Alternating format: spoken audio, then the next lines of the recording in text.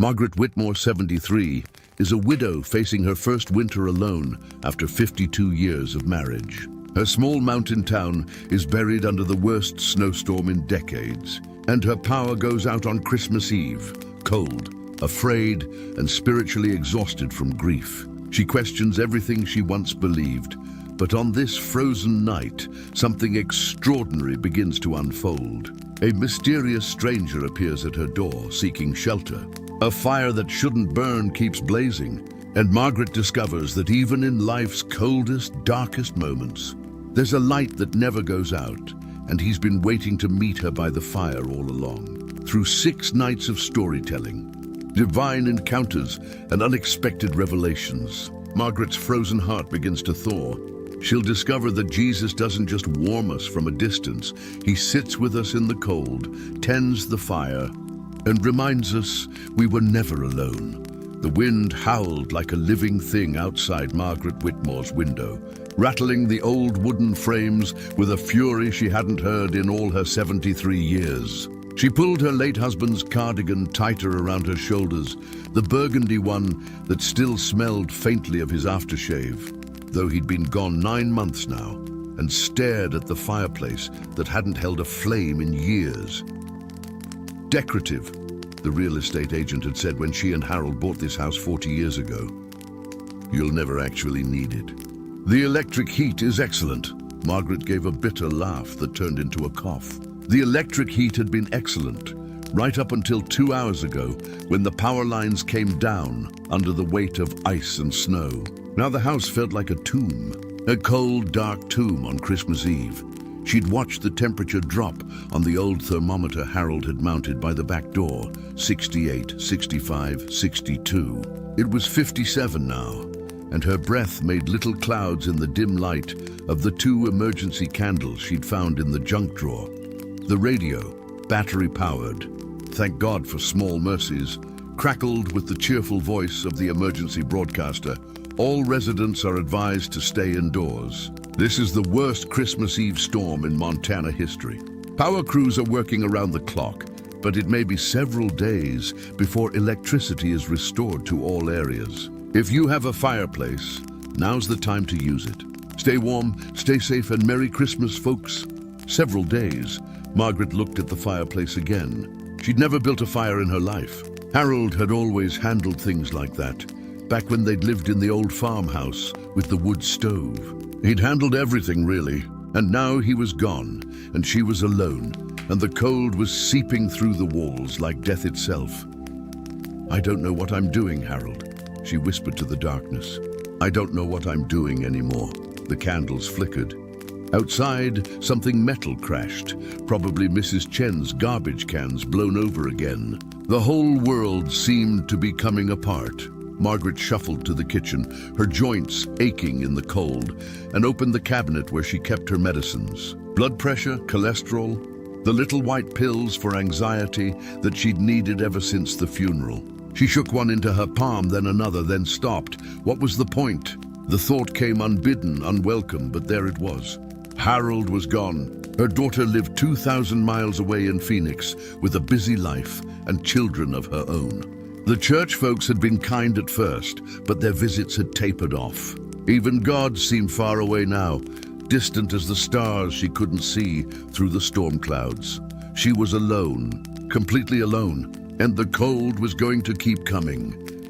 Margaret put the pills back and closed the cabinet. Not tonight.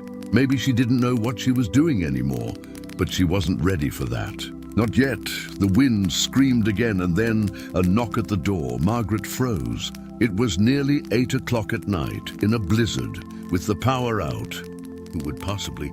The knock came again, firmer this time, urgent.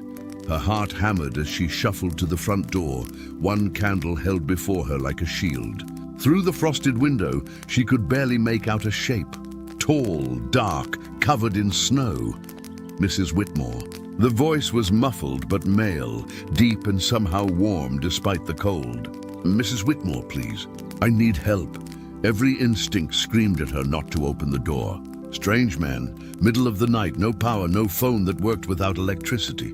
But something else, something she couldn't quite name, made her hand reach for the deadbolt. She opened the door a crack.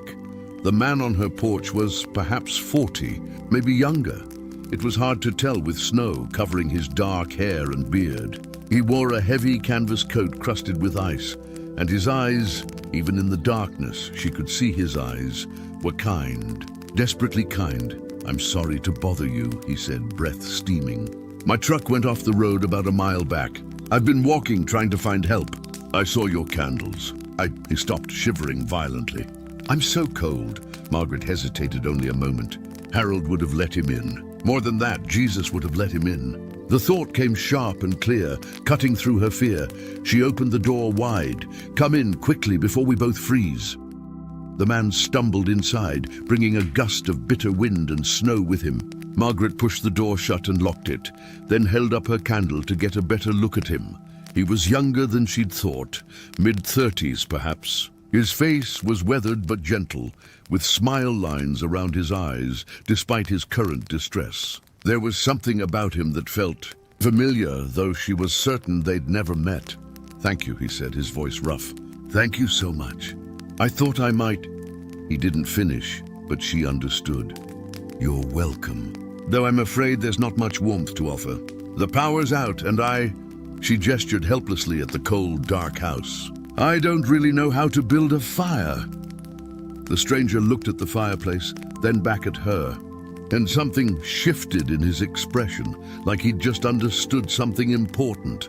"Would you like me to build you one?" he asked softly. I don't have any wood. It's been years since—" "Check the basement," he said, and there was something in his voice that made it sound less like a suggestion and more like a promise. "I think you'll find what we need," Margaret frowned. She hadn't been in the basement in months, not since Harold died. The stairs were too steep, her knees too unreliable, but something made her hand over the candle to the stranger and shuffle to the basement door. The steps creaked under her weight. The air below was even colder, musty with disuse. She held the railing with both hands, taking each step carefully, expecting to find nothing but the usual basement clutter. Old boxes, broken furniture, Harold's tools gathering dust. But there, against the far wall, impossible but undeniable, was a neat stack of firewood. Split logs, kindling, even a bundle of newspaper.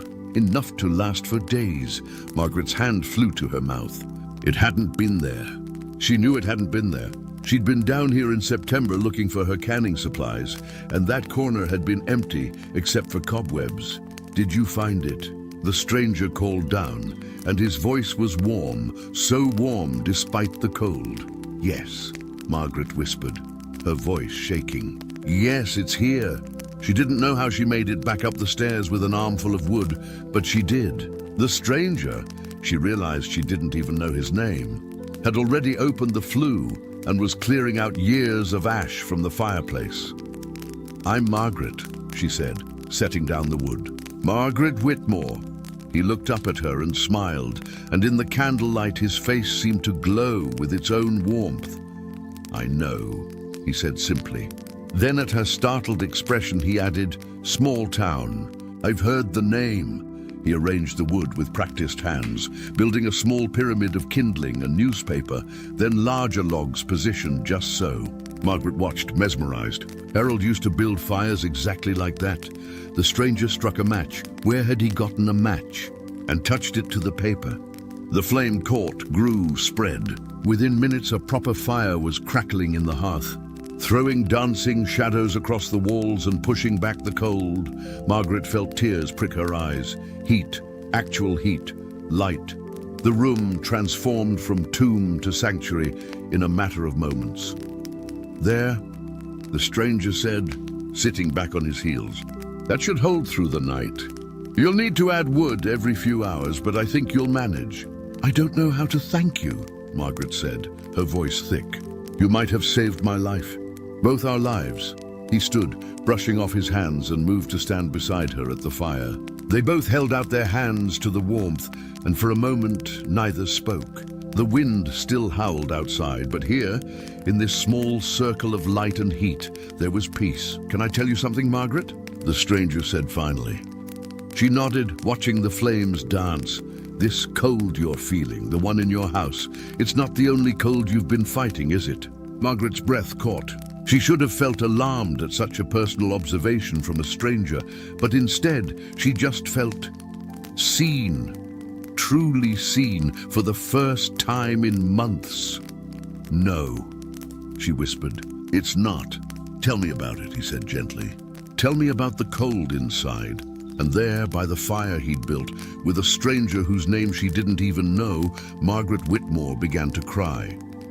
9 months of frozen grief came pouring out, the loneliness, the fear, the crushing weight of loss, the feeling that God had abandoned her in her darkest hour. The stranger listened. He didn't interrupt, didn't offer platitudes, didn't tell her it would all be okay. He just listened, and somehow that was enough. When her tears finally subsided, he spoke again. "The night is cold, Margaret. The coldest you've ever known. But look," he gestured to the fire. "His light still burns, even when you thought there was no wood, even when you thought there was no way to make warmth, even when you thought you were completely alone." "Who are you?" Margaret asked, her voice barely above a whisper. The stranger smiled, and in the firelight his face seemed both ancient and ageless. "A friend," he said. "Someone who's been waiting to sit by the fire with you. Someone who wants you to know that the cold, no matter how bitter, never gets the final word." He moved to the couch, and Margaret followed, both of them sitting where they could feel the fire's warmth. Outside, the storm raged on, but inside something had shifted. The cold was losing its grip. "Stay," Margaret said impulsively. "At least until morning, until the storm passes. I have soup canned, but it'll warm on the fire. And blankets. You can't go back out there." The stranger nodded. "I'll stay," he said. "I have stories to tell you, Margaret. Stories about fires that never go out, about light in the darkest places, about a love that pursues us even into the coldest nights."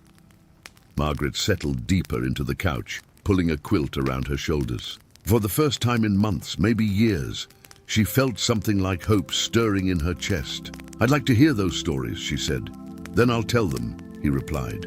"All through the night, if you'd like. Because that's what friends do. They sit by the fire together and share the stories that matter most." The fire crackled and popped, sending up a shower of golden sparks. Margaret looked at the stranger, this impossible man who'd appeared out of nowhere with nowhere to go, and felt the first thaw beginning in her frozen heart. She didn't understand what was happening. She didn't understand how the wood had appeared, or why this man's presence felt like coming home, or why she wasn't afraid. But she understood this. She wasn't alone anymore, and somehow, impossibly, that changed everything. The soup warmed slowly in an old pot Margaret had suspended over the fire using a grate she'd forgotten they owned. The stranger had found it in the basement, along with the impossible wood, and rigged it up as naturally as if he'd done it 1,000 times before. Steam rose from the pot, carrying the scent of chicken broth and vegetables through the cold house. Margaret wrapped both hands around a chipped mug of tea, also heated by the fire, and watched the flames with a mixture of gratitude and bewilderment. "You still haven't told me your name," she said quietly. The stranger sat across from her in Harold's old armchair, his own mug cradled in weathered hands. The firelight played across his face, and Margaret noticed details she'd missed before. The calluses on his palms, the kindness etched into every line around his eyes, the way he seemed completely at peace despite the howling storm outside. "Names are important," he said thoughtfully, "but sometimes what matters more is what we do for each other. Tonight I'm someone who needed shelter, and you're someone who offered it, even though you were afraid. That's enough for now, don't you think?" Margaret considered this. In any other circumstance it would seem strange, even dangerous. But here, in the bubble of warmth and light they'd created, it felt right. "Natural even. You said you had stories," she prompted, changing the subject. "About fires and light." "I do." He set down his mug and leaned forward, elbows on his knees, his gaze intent but gentle. "Would you like to hear one?" "Yes," Margaret said, surprised by how much she meant it. It had been so long since anyone had simply sat with her, talked with her. treated her like someone worth spending time with rather than someone to be pitied or managed. The stranger smiled, and for a moment the fire seemed to burn brighter. "This story begins 2,000 years ago," he said, his voice taking on the cadence of someone who told this tale many times before. "On a hillside outside a small town called Bethlehem.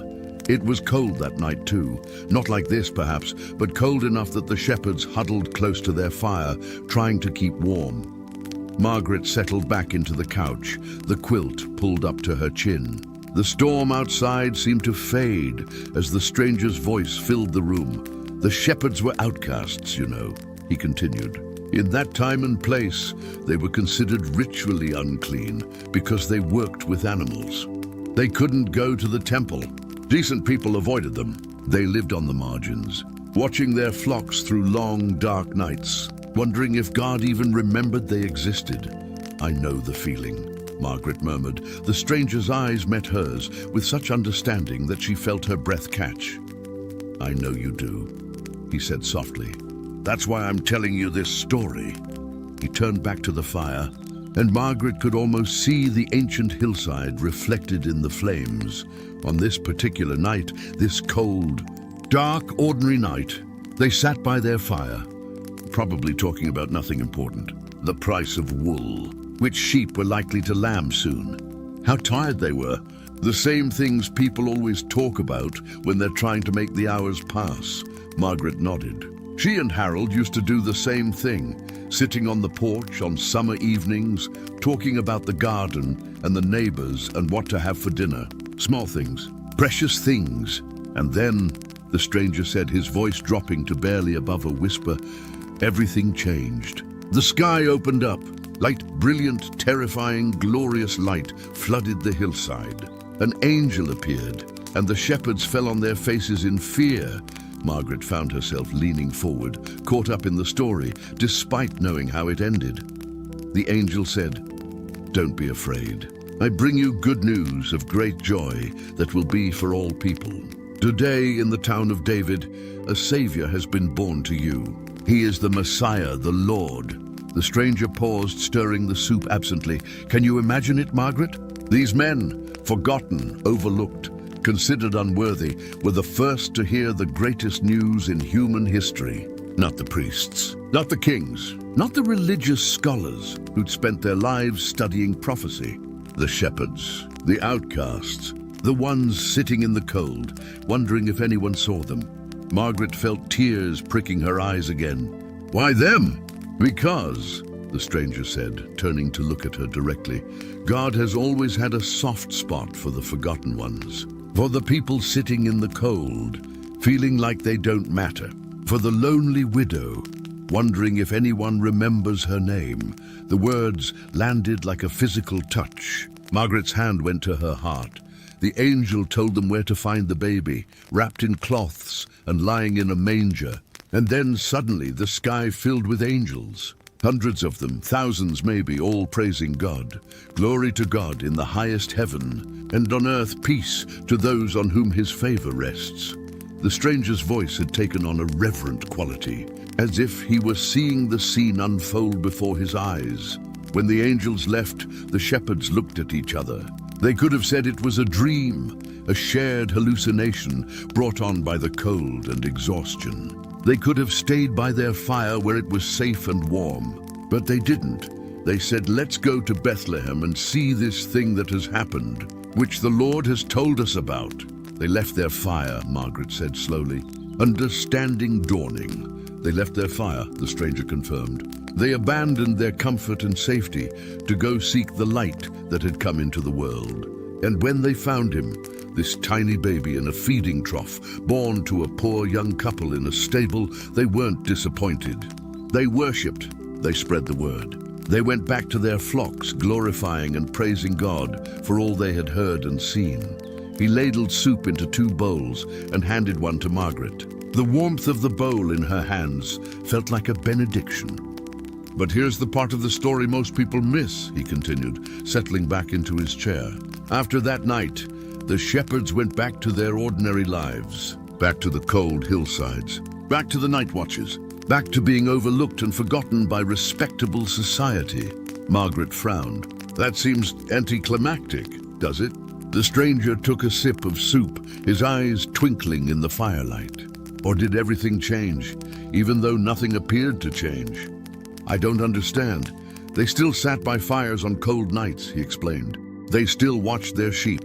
They still dealt with the same hardships and the same social rejection. But now they knew something that changed everything, that God had not forgotten them, that he thought them worthy to receive the first announcement of his son's birth, that in a world that told them they were nothing, God said they were precious enough to receive a visit from heaven itself. He leaned forward, his voice intense. Don't you see, Margaret? The fire on the hillside didn't change, but everything about how the shepherds saw that fire changed. They were still in the cold, but they knew they weren't alone in it. They'd seen proof that God was with them, that their lives mattered, that their prayers had been heard. Margaret set down her soup bowl with trembling hands. You're saying, even though my circumstances haven't changed, even though Harold is still gone, and I'm still alone and the house is still cold, you're not alone, the stranger finished gently.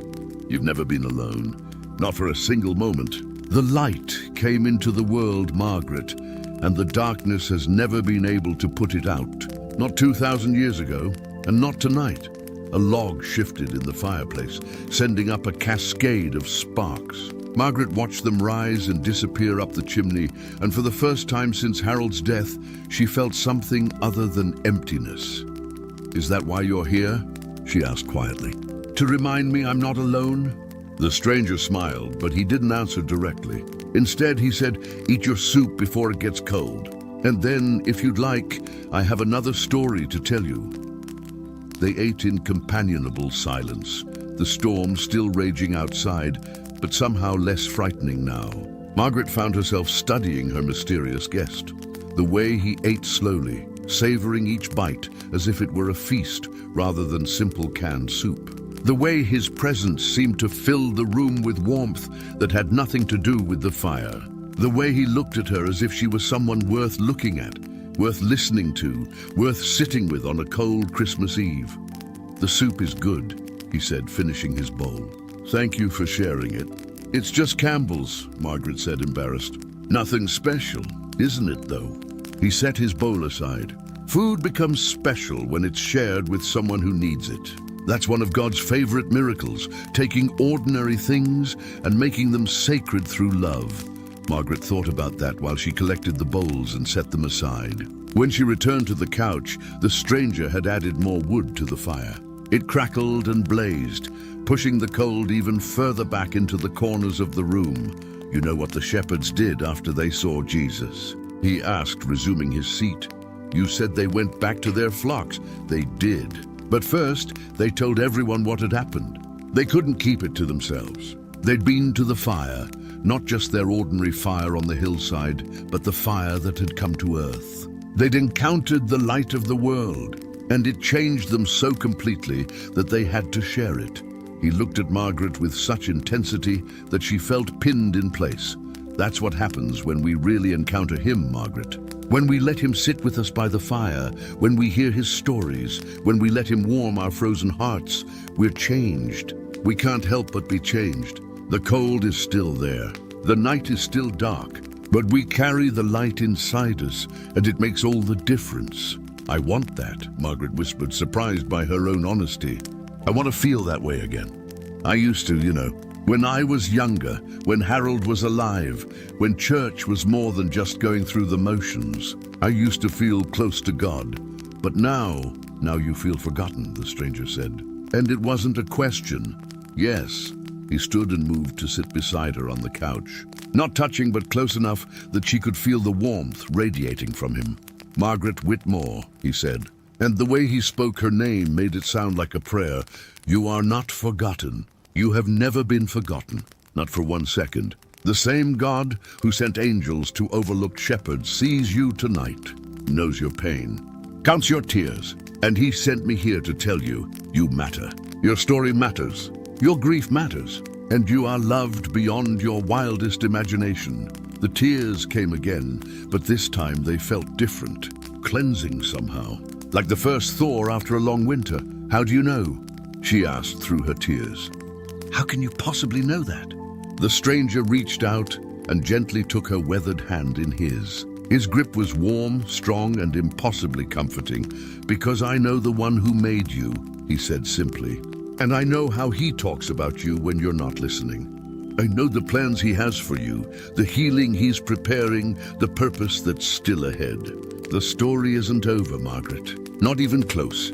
She wanted to believe him. Oh, how she wanted to believe him. But the doubts were still there, lurking in the corners of her mind, like the cold lurking in the corners of the room. I don't know if I have enough faith left, she admitted. You had enough to open the door, he said. You had enough to bring wood up from the basement. You had enough to let me build this fire. That's all you need, Margaret. Just enough faith to take the next small step. God does the rest. He released her hand and gestured to the fire. Look at it. Really look. What do you see? Margaret studied the flames. I see light, heat, life. Yes, and what does it do? It pushes back the darkness. It keeps us warm. And does it struggle to do those things? Does it strain and worry and wonder if it's enough? Margaret shook her head slowly. No, it just burns. Exactly. The stranger's voice was warm with approval. It does what it was made to do simply by being what it is. And that's all God asks of you, Margaret. Just be what you were made to be. Let him tend the flame. Let him add the wood. Let him protect it from the wind. Your job is just to keep burning, one small flame at a time. Outside, the wind suddenly died down. The storm wasn't over. Margaret could still hear the distant howl, but for this moment there was a lull, a breath. A pause in the chaos. It's getting late, the stranger said, though Margaret had no idea what time it actually was. You should rest. We both should. Tomorrow, or rather today, since it's past midnight, is Christmas. And I have more stories to tell you. You'll stay? Margaret asked, suddenly afraid he might disappear as mysteriously as he'd arrived. I'll stay, he promised. The fire needs tending through the night, and so do you. He helped her gather blankets and pillows, setting up a makeshift bed for himself on the floor near the hearth. Margaret protested.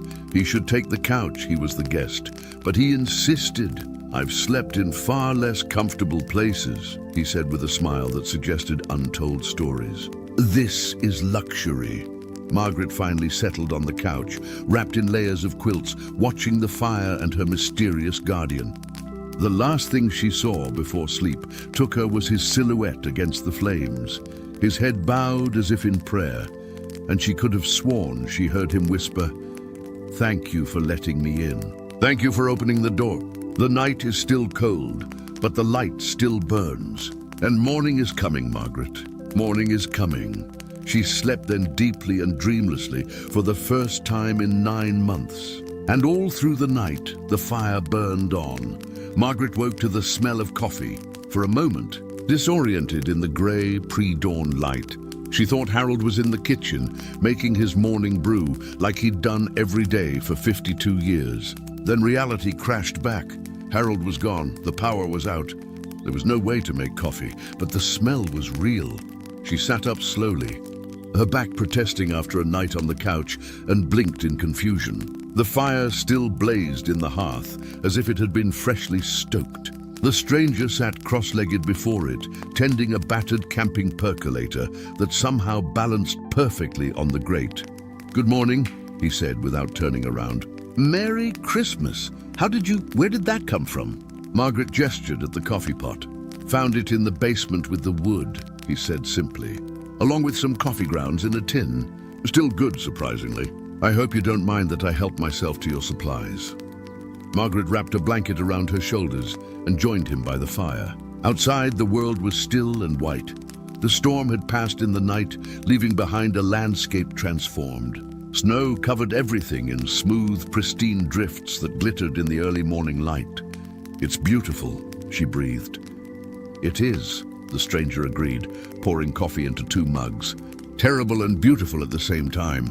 The cold that nearly killed us has created something lovely. That's often how it works." He handed her a mug. and Margaret wrapped her hands around it gratefully. The coffee was strong and hot, exactly the way Harold used to make it. "Did you sleep at all?" she asked, noting that he looked as fresh as if he'd had a full night's rest in a comfortable bed. "Enough," he said with that enigmatic smile. "I'm used to keeping watch through the night." They sat in comfortable silence for a while, sipping coffee and watching the fire. Margaret found herself studying the stranger again in the better light. His face had a timeless quality.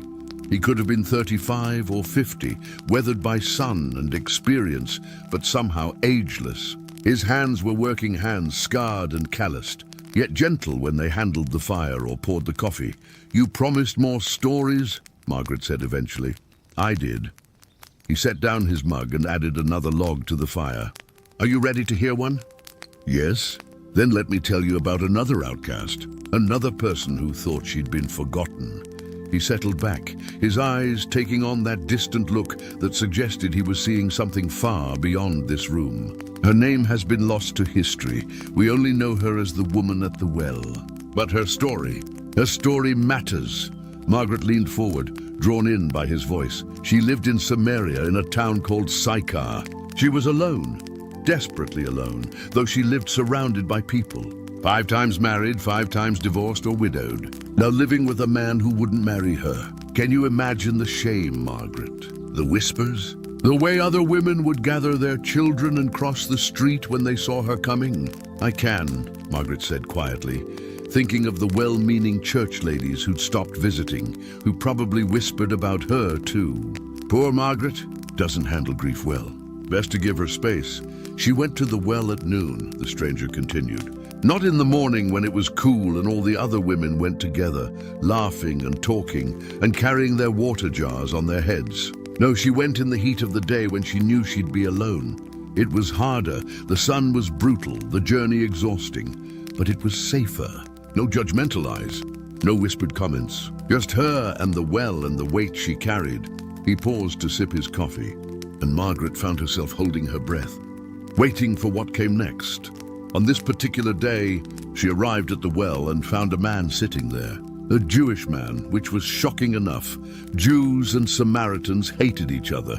But when she approached, he did something even more shocking. He spoke to her. The stranger's voice dropped, becoming softer, more intimate. He said, "Will you give me a drink?"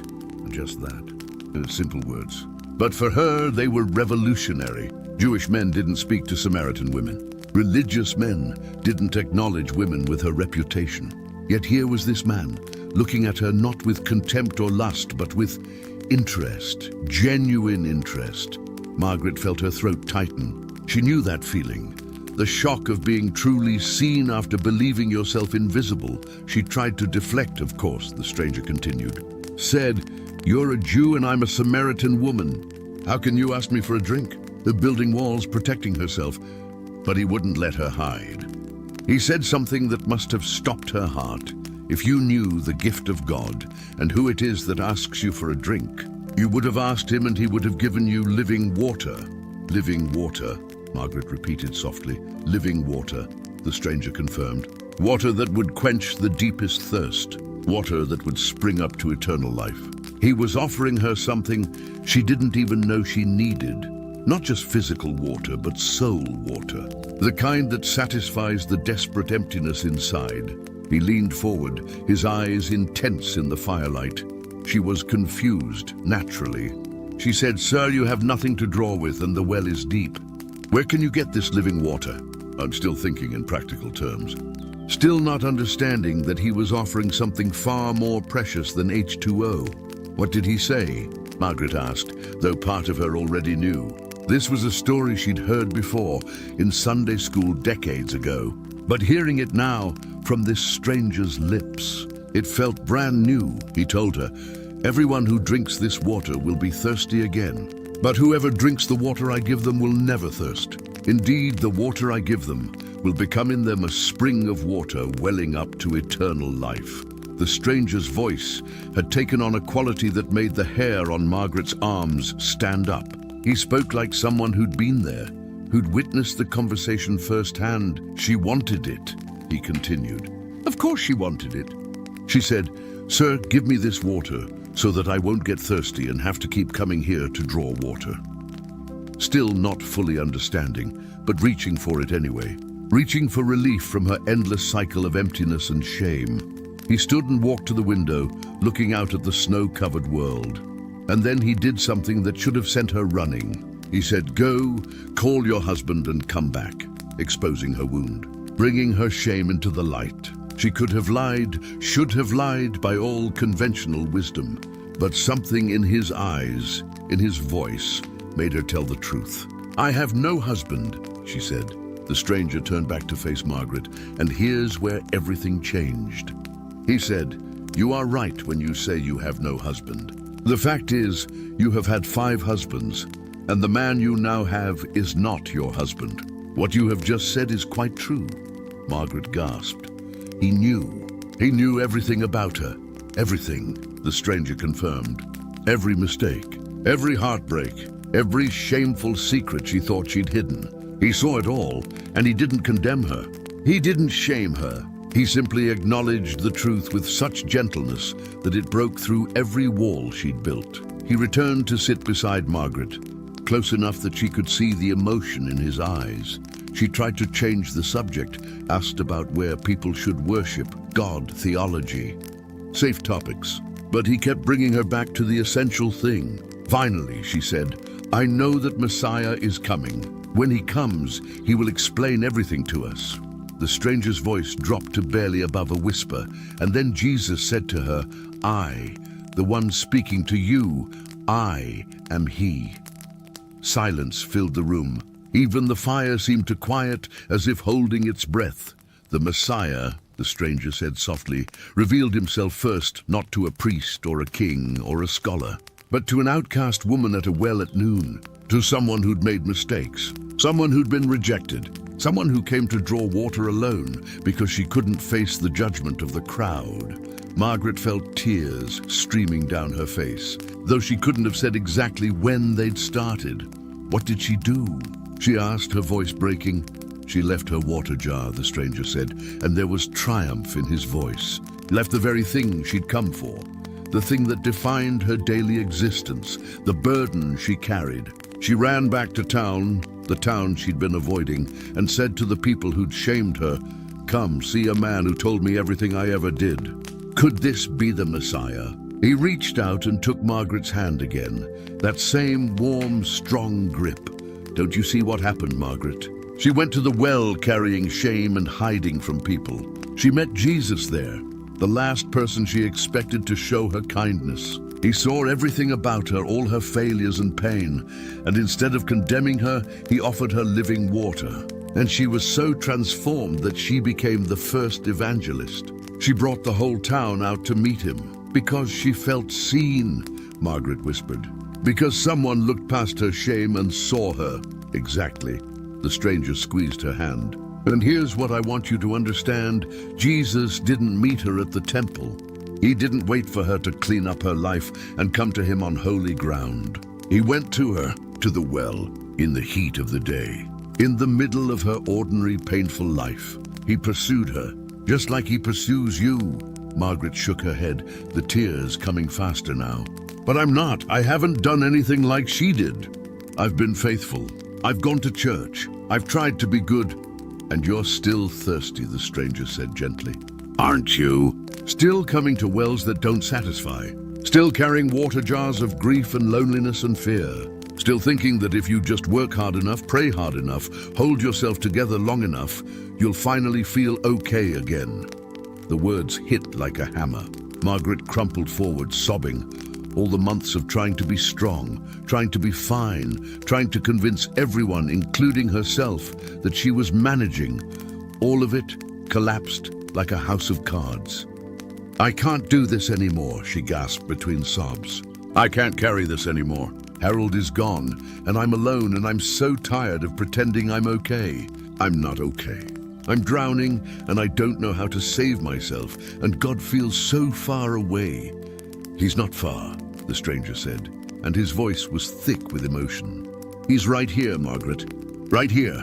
He's been here all along, waiting for you to come to the well at noon, waiting for you to stop pretending, waiting to offer you living water. He moved closer, and Margaret felt herself enfolded in an embrace that was both human and somehow more than human. She cried against his shoulder while he held her, murmuring words she couldn't quite make out, but that soothed something deep in her soul. When the storm of weeping finally passed, Margaret pulled back, embarrassed by the wet patch on his shirt. "I'm sorry," she said. "I don't know what came over me." "Truth," the stranger said simply. "Truth came over you, and it's always messy before it's beautiful." He stood and poured more coffee, giving her time to compose herself. When he handed her the fresh cup, his expression was impossibly tender. "The woman at the well left her water jar," he said. "She didn't need it anymore because she'd found the source of living water." "Margaret, what water jars are you carrying? What burdens are you clinging to because you don't know how to let them go?" Margaret thought about that. "My grief," she said finally. "My loneliness. My fear that I don't matter anymore. That my life is over. That I'm just waiting to die. Those are heavy jars," the stranger acknowledged. "Too heavy for anyone to carry alone. But how do I put them down?" Margaret asked desperately. "It's not like I want to feel this way. I just don't know how to stop." The stranger knelt before her, looking up into her face with those impossibly kind eyes. "You do what the woman at the well did," he said. "You encounter Jesus. You let him see everything, the good, the bad, the shameful, the broken. You let him offer you living water, and then you choose, moment by moment, to drink from him instead of from the empty wells you've been visiting." "Is that why you're here?" Margaret asked, the question she'd been circling around finally emerging. "Are you—" She couldn't finish the question. It seemed too impossible, too presumptuous. But the stranger smiled, that warm, knowing smile that seemed to see straight into her soul. "I'm someone who knows where the living water is," he said. "And I'm someone who came to sit with you at the well at noon on the coldest day of your life, to tell you that you're not forgotten. You're not invisible. You matter. Your thirst matters. And there is water that will satisfy you if you're willing to receive it." Outside, the sun broke through the clouds for the first time since the storm began, sending shafts of brilliant light across the snow. The world sparkled, transformed from gray desolation to dazzling beauty in an instant. "It's Christmas morning," the stranger said softly. "The day we celebrate the moment when living water came to earth, when God himself stepped into our broken, thirsty world and said, 'I see you, I know you, and I love you.'" He stood and extended his hand to Margaret. "Come, let's have Christmas breakfast by the fire. And then, if you'd like, I have one more story to tell you before the day is done." Margaret took his hand and let him help her to her feet. The fire still burned bright, pushing back the cold. Outside, the world gleamed with new snow and winter sunshine. And inside, in her chest where there'd been only frozen emptiness for so long, Margaret felt the first tentative flutter of something she'd almost forgotten. Hope. The living water was beginning to flow. They made breakfast together, a simple meal of oatmeal cooked over the fire, sweetened with honey the stranger had somehow found in Margaret's pantry. She'd forgotten it was there, a jar from 3 summers ago when she'd bought it at the farmer's market with Harold. The seal broke with a soft pop, and the golden sweetness inside was still perfect. "Things keep longer than we think," the stranger observed, stirring honey into both their bowls. "Especially the sweet things. They wait for the right moment to be discovered again." Margaret smiled at that. She was beginning to understand that nothing this man said was accidental. Every word carried weight, meaning layered beneath meaning. They ate watching the fire, and Margaret found herself studying the flames with new appreciation. 24 hours ago, this fireplace had been a cold, dark cavity, useless, forgotten, sealed off from its purpose. Now it was the heart of the home, the source of warmth and light and life, just like her heart, she realized, sealed off for so long. "And now, what are you thinking?" the stranger asked gently. Margaret set down her bowl. "I'm thinking about change, about how quickly things can shift. Yesterday morning She paused, surprised by her own honesty. "Yesterday morning I was wondering if it was worth going on. And now, here I am, having breakfast with a stranger who appeared out of a blizzard, feeling more alive than I have in months. Not a stranger, he corrected softly. A friend! Friends share fires and stories, remember? A friend whose name I still don't know. He smiled but didn't answer, instead gathering their bowls and setting them aside. Are you ready for another story? Always, Margaret said and meant it. The stranger settled back into Harold's chair, and Margaret noticed how natural it looked, like he'd sat there 1,000 times before, like the chair had been waiting for him. This story, he began, is about a father and his 2 sons, and it's about coming home. Margaret pulled her blanket tighter. Something in his tone told her this story was going to cut close to the bone. The younger son, the stranger continued, was restless. He looked around at his father's house, a good house, a wealthy house, full of provision and love, and he felt trapped, suffocated. He wanted adventure, freedom, life on his own terms. How old was he? Margaret asked. Old enough to know better, young enough not to care. The stranger's voice held both sadness and understanding. He went to his father and said, "Give me my share of the estate now. I don't want to wait for you to die. I want it now." Margaret winced. That's terrible. That's basically telling his father he wishes he were dead. It is, the stranger agreed. And the father had every right to refuse, to be angry, to disown this ungrateful son. But he didn't. He divided his property between his 2 sons, and he let the younger one go. Why? Margaret asked. Why would he do that? Because love, the stranger said simply, doesn't cage, even when it knows the beloved is walking toward disaster. Even when it knows the cost. Love opens its hands and lets go, trusting that eventually the beloved will find their way home. He stood and moved to tend the fire, adding wood with practiced hands. The son traveled to a distant country. He spent his wealth on wild living, parties, pleasures, things that sparkled but didn't satisfy. And for a while he had friends, lots of them. People who loved his money, loved what he could give them, but not him, Margaret said quietly. But not him, the stranger confirmed. And when the money ran out, when the parties stopped and the pleasure faded and reality came crashing back, those friends disappeared like smoke. He found himself alone, broke, desperate. The only job he could find was feeding pigs for a local farmer. He returned to his seat, his face grave in the firelight.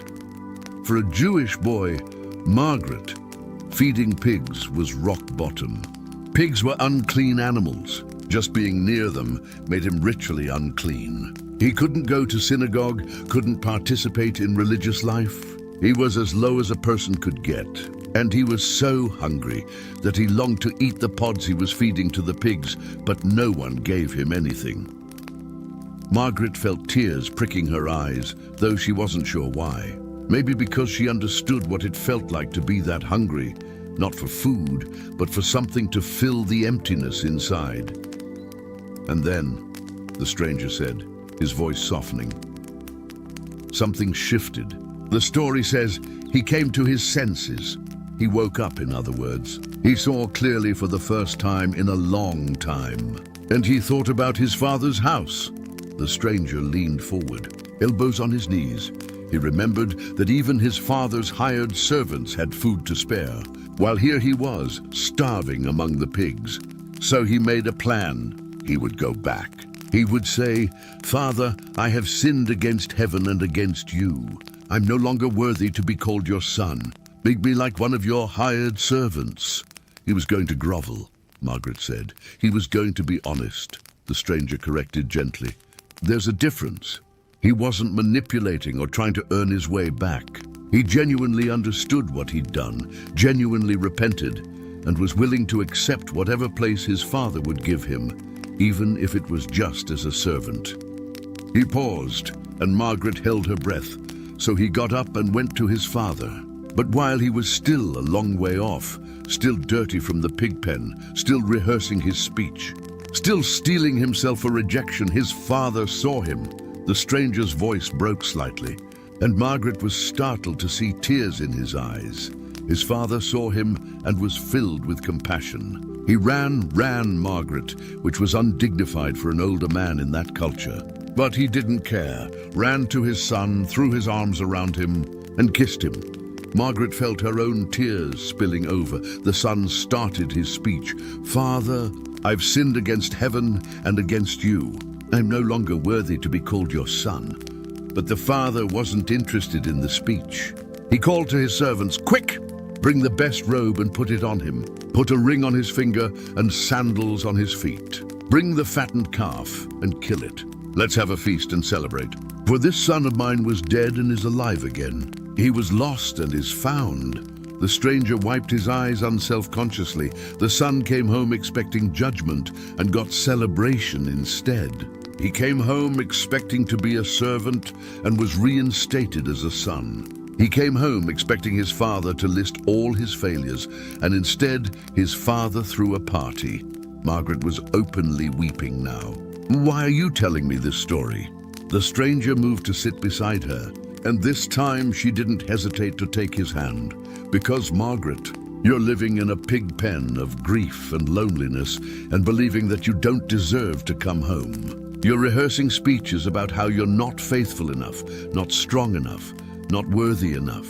You're telling yourself that maybe if you just suffer a little longer, prove yourself a little more, God might let you back in as a servant." His grip tightened on her hand. "But that's not how your father works. He's been watching for you. He's been waiting for you to come home. Not to clean yourself up first, not to earn your way back, but just to come, to turn toward him. And the moment you do, he runs to meet you. He doesn't wait for you to finish your speech. He wraps you in the best robe. He puts the ring on your finger. He calls for a celebration. But I didn't run away," Margaret protested weakly. "I didn't waste anything, or didn't you?" the stranger asked gently. "Haven't you been living in a far country of the heart? Haven't you been feeding the pigs of bitterness and despair? Haven't you been starving yourself of joy because you think you don't deserve it anymore?" The words landed like stones in still water, sending ripples through her soul. Margaret started, then stopped. Because he was right. She had run away. Not physically, but spiritually. She'd turned her back on God, on the church, on hope itself. She'd built a pig pen out of her grief and climbed inside, telling herself she deserved to suffer there. "I'm so tired," she whispered. "I'm so tired of being here, of feeling this way, of being alone." "Then come home," the stranger said, and his voice was thick with emotion. "Margaret, come home. Your father is watching for you. He's waiting to run to you. He doesn't care that you've been angry with him. He doesn't care that you've doubted. He doesn't care that you've been living in the cold and the dark. He just wants you home." "I don't know how," Margaret said desperately. "I don't know how to come home. I don't even know if I remember the way." The stranger smiled through his tears. "It's not complicated. You just take one step toward him. Just one. That's all it takes to set everything in motion. The Father does the rest. He runs to meet you. He covers the distance. He brings you home." Margaret closed her eyes, and in her mind, she saw herself, not as the young son in the story, but as a tired, broken old woman sitting among the ruins of her life, hungry, alone, ashamed. "I want to come home," she whispered. "I do, but what if he's disappointed in me? What if I've failed too badly?" "Look at me," the stranger commanded gently, and Margaret opened her eyes. His face was radiant with joy and tears. "There is no failure big enough, no distance far enough, no pig pen deep enough to separate you from your Father's love. Nothing, not death, not life, not grief, not doubt, not even your own stubbornness can separate you from the love of God." He cupped her face in his hands, and Margaret felt warmth flow through her like electricity. "You think you need to earn your way back. But Margaret, you were never out. You were never disowned. You were never unloved. You just couldn't see it, couldn't feel it. The cold made you blind to the fire that's been burning for you all along. The fire," Margaret breathed, understanding dawning. "The fire you built has been burning in your father's heart since the moment you were born," the stranger finished. "Waiting for you to come close enough to feel its warmth again. Waiting for you to remember that you have a home, that you've always had a home. Margaret felt something break inside her, not painfully, but like ice cracking in the spring thaw. The frozen core of grief and isolation that had gripped her heart for 9 months suddenly gave way, and warmth flooded in. "I want to come home," she said again. And this time, it wasn't a question. It was a decision. The stranger pulled her into an embrace, and Margaret clung to him, sobbing not with despair, but with something that felt almost like joy, relief, release. The sensation of laying down a burden she'd been carrying for so long she'd forgotten what it felt like to stand up straight. "Welcome home," the stranger whispered into her hair. "Welcome home, beloved daughter. Your father has been waiting for you." They stayed like that for a long time, the fire crackling beside them, the winter sun streaming through the windows. When Margaret finally pulled back, she felt lighter somehow, clearer, like the storm had passed not just outside, but inside as well. "There's one more part to that story," the stranger said, wiping her tears with gentle fingers. "The older brother, the one who stayed home?" Margaret asked. "The one who stayed home but never really understood what home was," the stranger clarified. "He heard the music and dancing when his brother returned, and he was angry. He refused to go in. His father came out to plead with him, and he said, 'Look, all these years I've been slaving for you and never disobeyed your orders. Yet you never gave me even a young goat so I could celebrate with my friends. But when this son of yours comes back after squandering your property, you kill the fattened calf for him.'" Margaret nodded slowly. "He felt cheated. He felt like obedience entitled him to something," the stranger agreed. He'd never understood that everything his father had was already his. He'd lived in his father's house, but treated it like a prison. He'd followed the rules, but missed the relationship. He'd been physically present, but spiritually distant.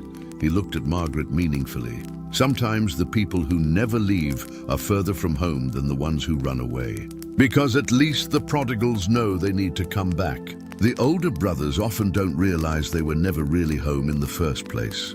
Margaret thought about all those years of faithful church attendance, of going through the motions, of checking the boxes. Had she been home? Or had she been like the older brother, present but not engaged, obedient but not joyful, following rules but missing the relationship? "The father said to the older brother," the stranger continued, "My son, you are always with me, and everything I have is yours. But we had to celebrate and be glad, because this brother of yours was dead and is alive again. He was lost and is found." He stood and moved to the window, looking out at the sparkling snow. "God wants both sons home, really home, not just physically present but heart engaged, not just following rules, but celebrating relationship, not just surviving but thriving in the warmth of his love." Margaret joined him at the window. The world outside looked reborn, washed clean by snow and sun, beautiful in a way that took her breath away. "I think," she said slowly, "I've been a little bit of both sons. I ran away in my heart when Harold died. But before that, I think I was going through the motions, present but not really there. And now?" the stranger asked. Margaret looked at him. This mysterious man who'd appeared out of a blizzard with stories that pierced her soul, and smiled through her tears. "Now I want to really come home. Not just to church or religion or going through motions, but to my father. To the fire, to joy and relationship and life." The stranger's answering smile was like the sun breaking through clouds. "Then that's exactly what you'll do," he said. "One step at a time, one moment at a time, coming home to the father who's been running toward you all along." The fire popped behind them, sending up a shower of sparks. Outside, a bird began to sing, the first bird Margaret had heard in days. And inside, in the deepest part of her heart, Margaret felt the warmth spreading, the ice melting, the long winter of her soul finally beginning to thaw. She was coming home. The afternoon sun slanted through the windows, painting the room in shades of gold and amber. Margaret had dozed off after lunch, another simple meal shared by the fire. And when she woke, the stranger was standing at the window, his silhouette backlit by the brilliant winter light. For a moment, she just watched him. There was something about the way he stood, the set of his shoulders, the tilt of his head that tugged at something deep in her memory. She'd seen someone stand like that before, but where? When? "The plows have been through," he said without turning around. "I can see their tracks on the main road. The power crews won't be far behind." Margaret felt a strange pang in her chest. The power returning meant life going back to normal. It meant this strange, sacred interlude would end. It meant, "You'll leave," she said, and was surprised by the grief in her voice. The stranger turned, and the light behind him made it hard to see his face clearly. "Would you like me to stay a little longer?" "Yes," Margaret said without hesitation. "Please. You said you had more stories." He moved away from the window, and Margaret could see his face again. Those kind eyes, that gentle smile that seemed to hold all the sorrow and joy of the world. "I have one more," he said. "The most important one. Are you ready?" Margaret nodded, settling deeper into the couch. The fire crackled beside them, faithful companion through this long, transformative day. The stranger sat down, but this time he didn't take Harold's chair. He sat beside Margaret on the couch, close enough that their shoulders almost touched. "This story," he began, his voice different now, deeper, more intimate, weighted with significance, "takes place on a road, a 7-mile road between Jerusalem and a village called Emmaus." Margaret felt her breath catch. She knew this story. Every Christian knew this story, but somehow she knew it was going to sound different coming from his lips. "It was the first day of the week," the stranger continued, 3 days after the crucifixion.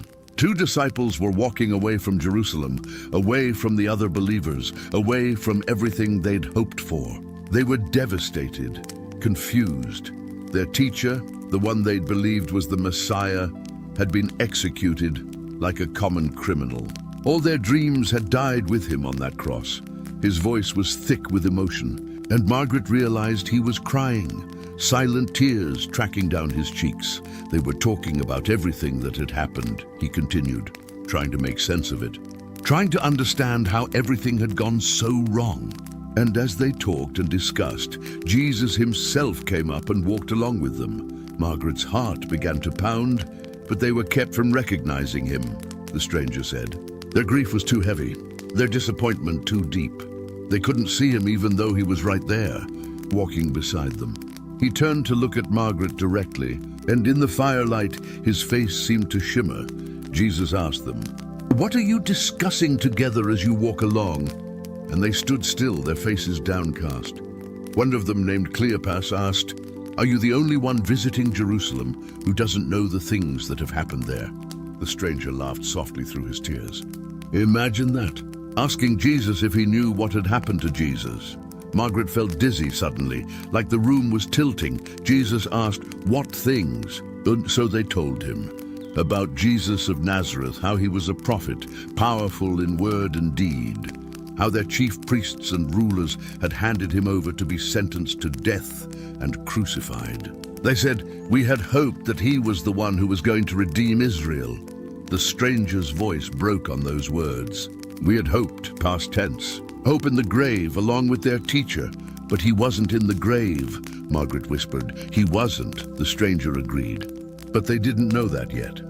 They mentioned that some women had gone to the tomb and found it empty, that they'd seen a vision of angels who said Jesus was alive, but they themselves hadn't seen him. They couldn't bring themselves to believe it was true. He stood and moved to the fire, staring into the flames, and then Jesus did something beautiful. He didn't immediately reveal himself. Instead, he said, "How foolish you are and how slow to believe all that the prophets have spoken. Did not the Messiah have to suffer these things and then enter his glory?" The stranger turned back to Margaret, and the firelight behind him created a kind of halo. Then, beginning with Moses and all the prophets, he explained to them what was said in all the scriptures concerning himself. For 7 miles, Margaret, 7 miles of walking together, talking together, Jesus opening the scriptures and showing them how everything, all the old stories, all the prophecies, all the promises, pointed to him.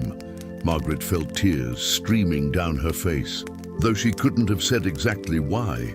When they reached Emmaus, Jesus acted as if he were going farther, but the disciples urged him strongly, "Stay with us, for it is nearly evening." The day is almost over. So he went in to stay with them. The stranger moved back to sit beside Margaret, so close now that she could feel the warmth radiating from him. And then, he said softly, when he was at the table with them, he took bread, gave thanks, broke it, and began to give it to them. His hands moved as if holding invisible bread, and Margaret watched, transfixed. And in that moment, in the breaking of the bread, their eyes were opened and they recognized him. The stranger's voice was barely a whisper now. They saw him, really saw him, the one who'd been with them all along, the one they'd been talking to for 7 miles, the one who'd sat at their table and shared their meal. He'd been there the whole time and they hadn't known. Margaret was trembling now, her heart hammering so hard she thought it might burst from her chest. And then he disappeared from their sight. The stranger continued, his eyes locked on Margaret's. But it didn't matter because they'd seen him. They'd recognized him. They said to each other, were not our hearts burning within us while he talked with us on the road and opened the scriptures to us? He reached out and took both of Margaret's hands in his. Margaret, he said, and the way he spoke her name made it sound like a benediction, a prayer, a promise. Do you understand what I'm telling you? She was shaking so hard she could barely speak. The shepherds, she managed. The woman at the well, the prodigal son. All this time you've been walking with you, he finished gently. Sitting with you, sharing stories by the fire, opening the scriptures to you, making your heart burn within you. Margaret stared at him, really looked at him for the first time. And suddenly she saw not just the stranger who'd knocked on her door in a blizzard, but something more, someone more. The kindness in his eyes wasn't just human kindness. The warmth in his presence wasn't just human warmth. The way he'd known her, seen her, loved her, Jesus. She breathed the word, barely a sound. The stranger, no, not a stranger, not anymore, maybe never had been, smiled. And his face seemed to shine with a light that had nothing to do with the fire. You opened the door, he said softly. On the coldest night of your life, when you were alone and afraid and had given up hope, you heard a knock and you opened the door. And I came in. I've been here all along, Margaret. I've never left you, not for a moment, not even when you couldn't feel me, couldn't see me, couldn't believe I still cared.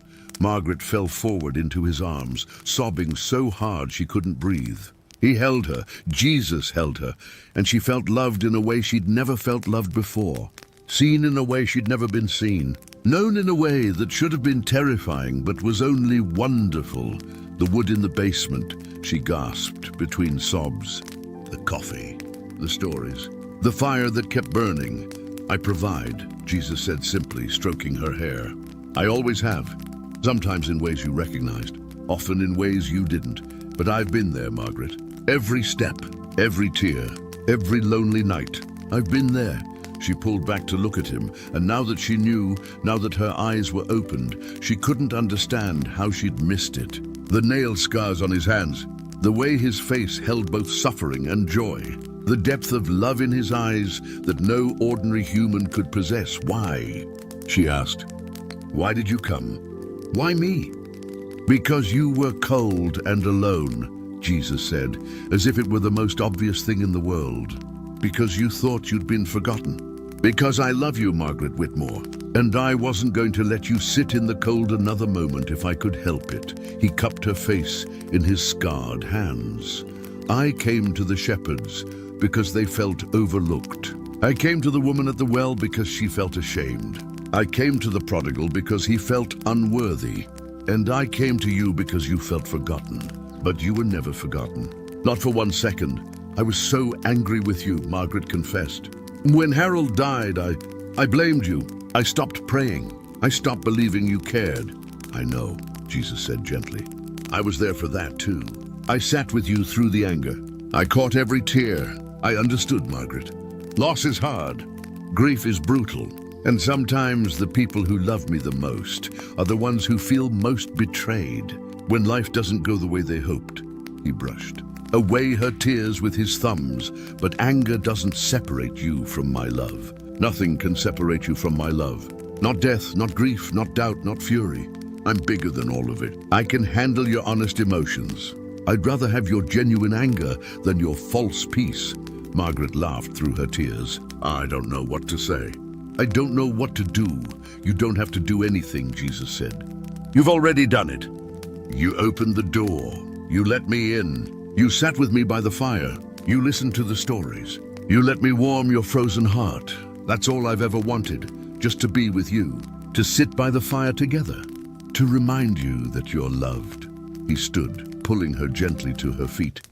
And they stood together by the fire that had sustained them through the long, cold night. The disciples at Emmaus had their eyes opened when I broke bread with them, Jesus said.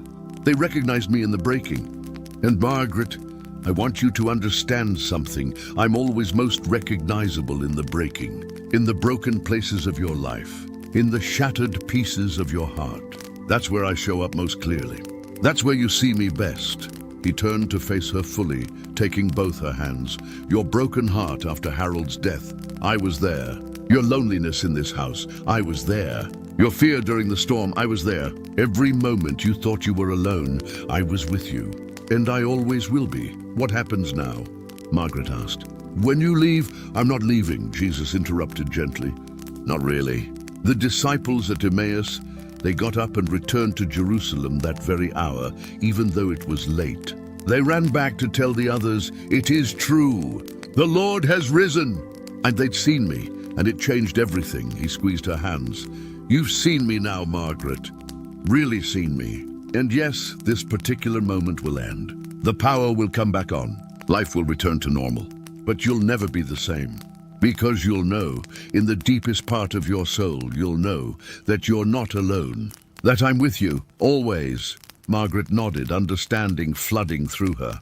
The fire will keep burning. The fire will keep burning, Jesus confirmed. Maybe not in this fireplace forever, but in here.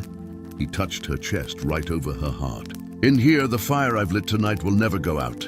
It'll keep you warm through every winter. It'll light your way through every dark night.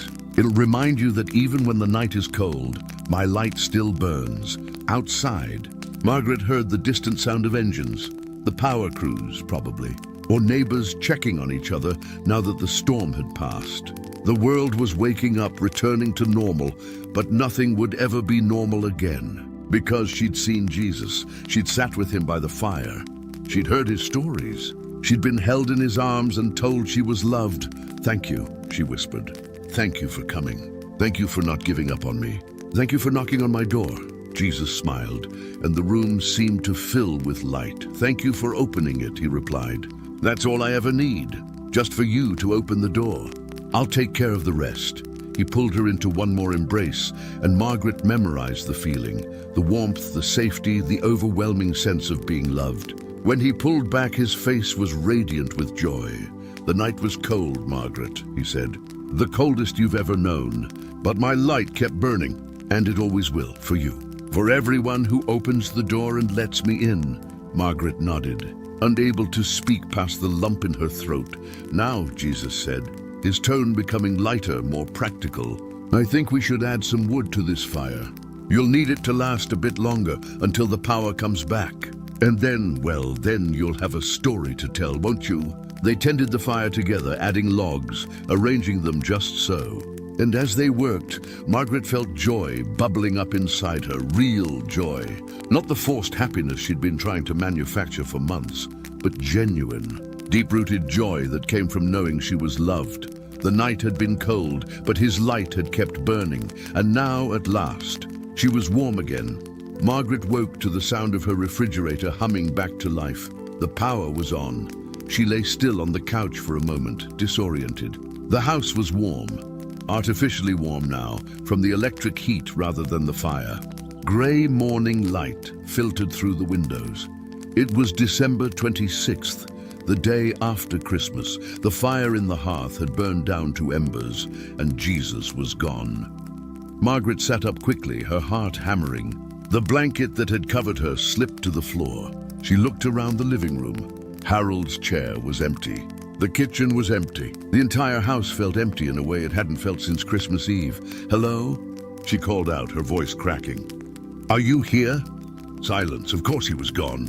Just like at Emmaus. Just like he'd said. this particular moment would end, but knowing it intellectually and feeling the actual absence were two different things entirely. Margaret stood on shaky legs and moved to the fireplace. The embers still glowed faintly, and she added a log from the diminished pile beside the hearth. The wood caught slowly, flames licking up around it, and Margaret found herself grateful that he'd taught her how to tend it properly. The fire would keep burning. Not forever, perhaps, but long enough. She walked through the house room by room, half expecting to find him in one of them, but knowing she wouldn't. The basement door stood open. She must have left it that way after bringing up wood. She descended the stairs carefully and found the corner where the impossible stack of firewood had appeared. It was empty now. Every piece of wood accounted for, either burned in the fire or stacked beside the hearth upstairs. No evidence that it had ever been there, except for Margaret's memory and the warmth that had kept her alive through the coldest night. She climbed back upstairs and went to the kitchen. The coffee pot sat on the counter, a regular electric percolator, not the camping one he'd used. Had that even existed? Or had she dreamed it? But no, she couldn't have dreamed all of it. The fire was real. The warmth was real. The stories were real. And the change in her heart, that was most real of all. Margaret filled the coffee pot with water and grounds, her hands moving through the familiar ritual. While it brewed, she looked out the window at the transformed world. The sun was rising, painting the snow in shades of pink and gold.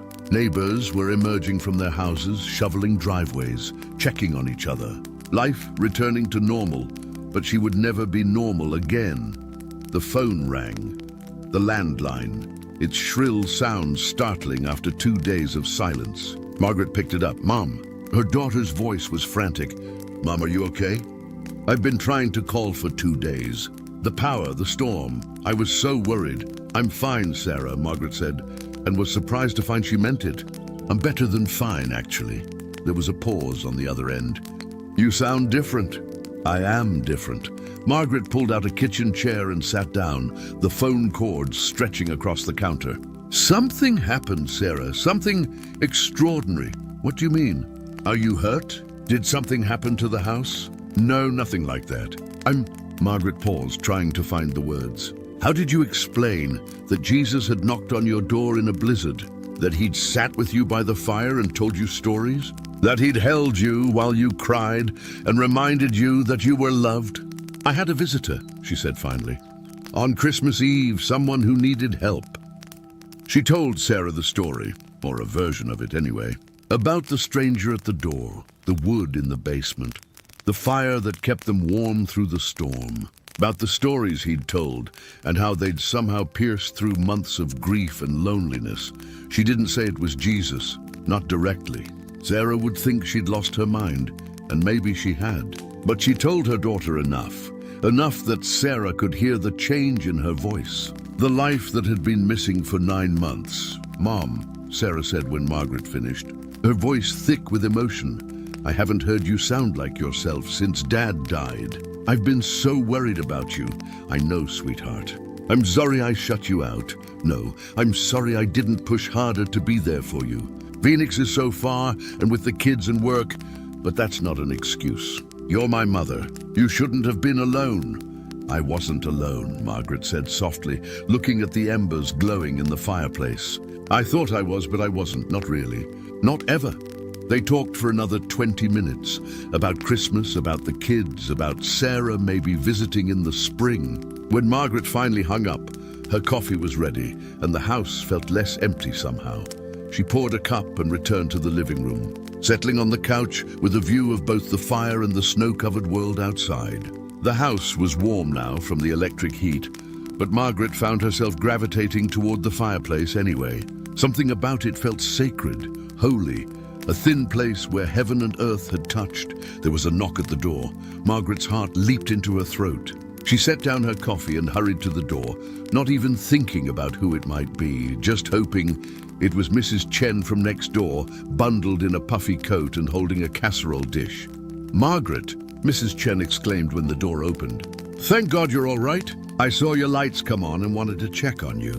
I brought soup, it's still warm. How did you manage through the storm? Were you terribly cold? Margaret looked at her neighbor, this kind woman who'd probably been worried about her, who'd taken time from dealing with her own storm aftermath to bring food, and felt tears prick her eyes. I managed, she said, accepting the casserole dish. Come in, please. I have coffee. And she smiled. And I have a story to tell you, if you'd like to hear it. Mrs. Chen came in, exclaiming over the fire still burning in the hearth, asking how Margaret had managed to get it going after all these years. They sat together on the couch, and Margaret found herself telling the story again. The stranger at the door, the wood in the basement, the long night of stories by the fire. She still didn't say it was Jesus, but she told Mrs. Chen about the shepherds and the woman at the well and the prodigal son. She told her about feeling forgotten and then being reminded that she was seen, about sitting in the cold and discovering that the light was still burning. Mrs. Chen listened with tears in her eyes. When Margaret finished, the older woman reached out and squeezed her hand. I think, Mrs. Chen said softly, that you were visited by an angel, or maybe by God himself. Strange things happen sometimes, Margaret. Miraculous things, especially to people who need them most, Margaret smiled. Maybe so. After Mrs. Chen left, others came. The pastor from church, checking on his congregation. Young Tom from down the street, asking if she needed anything from the store now that the roads were clear. Even the mailman, delivering 2 days' worth of accumulated mail and asking if she'd made it through okay. To each one, Margaret found herself telling some version of the story. Not pushing, not preaching, just sharing what had happened.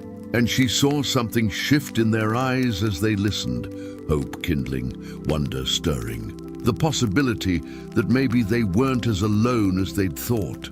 The disciples at Emmaus had run back to tell the others, "It is true. The Lord has risen." They couldn't keep quiet about what they'd seen. Margaret understood that now. As the day wore on, Margaret found herself moving through the house with new energy. She straightened things that had been left crooked for months. She opened curtains she'd kept closed. She even pulled out the box of Christmas decorations she hadn't been able to face on Christmas Eve and set up a small tree. Nothing elaborate, just something to mark the season, to celebrate the light that had come into the world. As she worked, she talked to Jesus, not formal prayers like she used to recite in church, but conversation. Natural, honest, raw. She told him about her day, about the neighbors who'd visited, about how strange it felt to have him gone, but also to know he wasn't really gone at all. And she felt him with her, not visibly, not the way he'd been on Christmas Eve, but present nonetheless, in the warmth of the fire, in the kindness of neighbors, in the sudden urge to call Sarah back and tell her she loved her, in the peace that had settled over her heart like fresh snow. The fire will keep burning, he'd said, in here. And it was true. She could feel it, a warmth in her chest that had nothing to do with the temperature of the room and everything to do with knowing she was loved. As evening approached, Margaret made herself a simple dinner and ate it by the fire. The house was quiet but no longer lonely, full of presence even in the absence of another person. She thought about Harold, really thought about him for the first time in weeks, without the thought being pure pain. She missed him. God, she missed him. But the grief had shifted somehow. It was still there, still real, but it no longer felt like drowning, more like remembering, honoring, loving someone who'd moved ahead to the next room while she remained in this one for a while longer. "Thank you," she whispered to Harold's memory. "Thank you for 52 beautiful years. Thank you for loving me. Thank you for teaching me how to build a life with someone. I'll see you again someday. But until then, I think I'm going to be okay." The fire crackled in agreement. As full darkness fell, Margaret added more wood to the fire and settled on the couch with Harold's old cardigan wrapped around her shoulders. She'd keep the fire burning through one more night, not because she needed it for warmth anymore, but because she wanted it. Because it reminded her. Because it was holy. She picked up the Bible from the coffee table, dusty from months of neglect, and opened it to Luke 24. The Emmaus Road story. She read it slowly, carefully, and now every word seemed to glow with new meaning. Were not our hearts burning within us while he talked with us on the road and opened the scriptures to us? Yes, Margaret thought. Yes, that's exactly what it felt like. My heart burning within me, coming back to life, thawing after a long, cold winter. She read on, through the rest of Luke into the beginning of John. In the beginning was the Word, and the Word was with God, and the Word was God. He was with God in the beginning. Through him all things were made. Without him nothing was made that has been made. In him was life, and that life was the light of all mankind. The light shines in the darkness, and the darkness has not overcome it. The light shines in the darkness. Margaret looked at the fire, watching the flames dance and leap. The night was dark outside her windows, properly dark now, the kind of winter darkness that used to terrify her. But inside, the light burned on, and she was not afraid. She thought about the year ahead, the loneliness that would still come in waves, the grief that would still ambush her at unexpected moments, the challenges of being an elderly widow in a world that moved too fast and cared too little. But she also thought about the fire burning in her heart, about the stories that had reminded her who she was and whose she was, about the truth that she was never, ever alone, not for a single moment, not even when she couldn't feel his presence. The night might be cold, but his light still burned, and that changed everything. Margaret stayed up late into the night, tending the fire, reading scripture, praying, really praying for the first time in months. Not reciting words, but having a conversation, telling Jesus about her fears and hopes and plans, thanking him for coming to her door, for not giving up on her, for sitting with her through the coldest night and reminding her that she mattered. When she finally banked the fire and headed to bed well past midnight, she paused in the doorway to look back at the living room. The embers still glowed softly in the hearth. The room held the lingering scent of wood smoke and coffee. Everything looked ordinary, just a normal living room in a normal house. But Margaret knew better. This was the room where she'd sat with Jesus, where she'd been held while she cried, where she'd heard stories that saved her life, where she'd learned that even when everything feels cold and dark and hopeless, the light is still burning. She would never forget. "Good night," she whispered to the empty room that wasn't empty at all. "Thank you for staying with me. Thank you for the fire. Thank you for everything." And though she heard no audible response, she felt the warmth in her chest, the fire he'd lit, burning steady and true. The night was cold, but his light still burned. And Margaret Whitmore, 73 years old and finally learning how to truly live, carried that fire forward into the morning. 3 months later, on a crisp March evening, Margaret sat in her living room with 6 other women from the neighborhood. The fire blazed in the hearth. She'd kept it going regularly since Christmas, had even hired someone to come clean the chimney properly and stock her with good firewood. The women had gathered for what Margaret was calling fireside stories, an evening of sharing, encouragement and hope. Mrs. Chen was there, and Tom's young wife Emily, and 3 others who'd heard about what Margaret was doing and wanted to come. "I want to tell you about a night last December," Margaret began, looking around at these faces, some familiar, some new, all of them hungry for something they couldn't quite name. "The coldest night I've ever known. The night I thought I couldn't go on. The night Jesus knocked on my door and reminded me that I was loved." She told them the story, all of it this time, holding nothing back. She told them about the shepherds and the woman at the well and the prodigal son. She told them about the Emmaus Road and the breaking of bread and the moment when her eyes were opened. Some of them would think she'd dreamed it or imagined it. Some would believe every word. But all of them would leave with something they hadn't brought with them, a spark of hope, a flicker of warmth, the beginning of belief that maybe, just maybe, they weren't as alone as they'd thought, because that's what happens when you encounter the light. You can't help but share it. You can't help but pass it on. You become a carrier of the fire, spreading warmth and hope wherever you go. The night might be cold, but his light still burns. And now Margaret knew she would spend the rest of her days making sure others knew it too. One story at a time, one fire at a time, one open door at a time. The light had come to her in her darkness, and now she would carry that light to others in theirs.